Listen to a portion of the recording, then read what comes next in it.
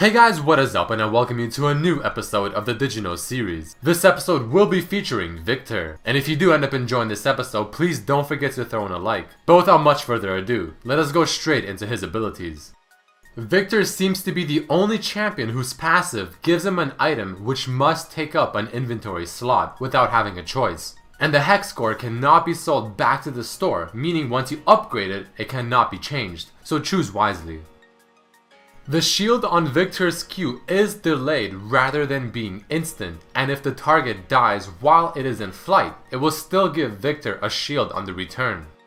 Viktor's W applies a stack every half a second and stuns at the third stack, but you are able to cleanse the stacks before it reaches the stun, or the stun itself would Q assess and even cleanse.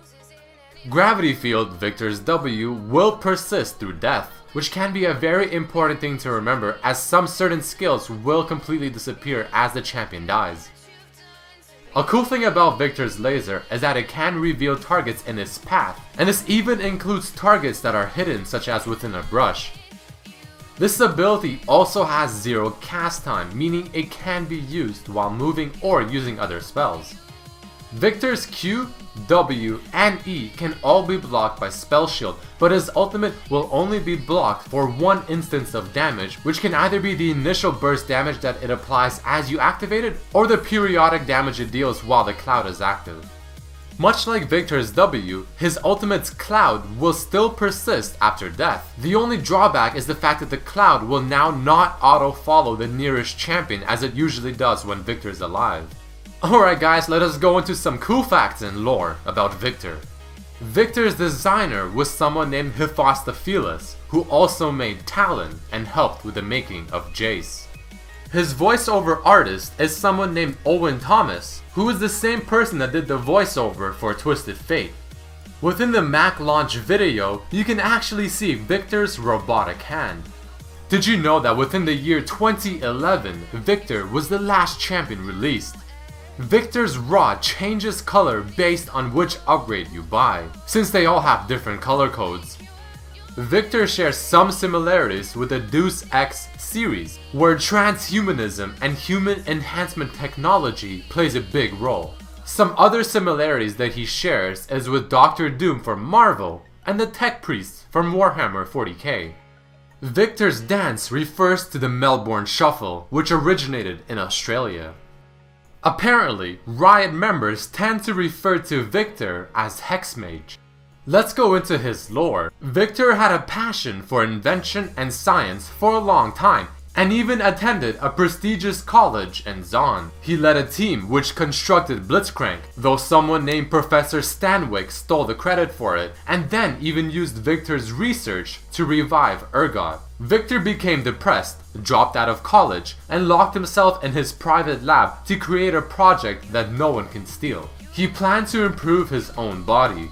After re-emerging, there was little trace of the original man, as he now was a cyborg. He called this the Glorious Evolution.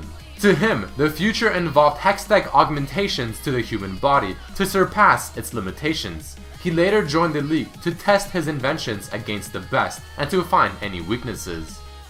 From this, his lore seems somewhat relatable to Nikola Tesla, due to the fact that in Viktor's lore, Professor Stanwick stole Viktor's creation of Blitz and Sword of Ergot, and on the flip side, Thomas Edison stole much of Tesla's work. Viktor and Jace both share a quote, "Pave the way." Pave the way.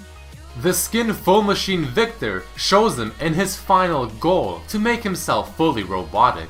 This skin seems somewhat similar to Cyberman from Doctor Who and to the Doctor from G.I. Joe Rise of the Cobra in terms of their goals.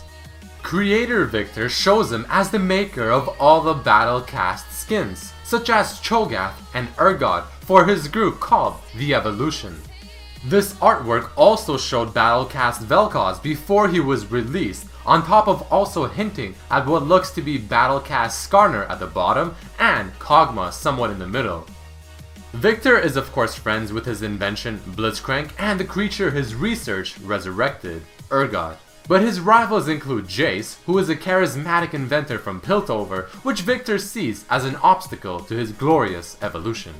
As a small FYI, the two, Jace and Viktor, had a battle where Viktor won once, stole a crystal from Jace, which caused Jace to make his mercury hammer that he uses currently in the Summoner's Rift. From this, he then assaulted Viktor's lab as a retaliation attempt, and he ended up destroying the crystal that Viktor stole from Jace. His other rival is Oriana, though there is so far no reasoning as of why. Probably something to do with the fact that she used to be human but turned into a robot.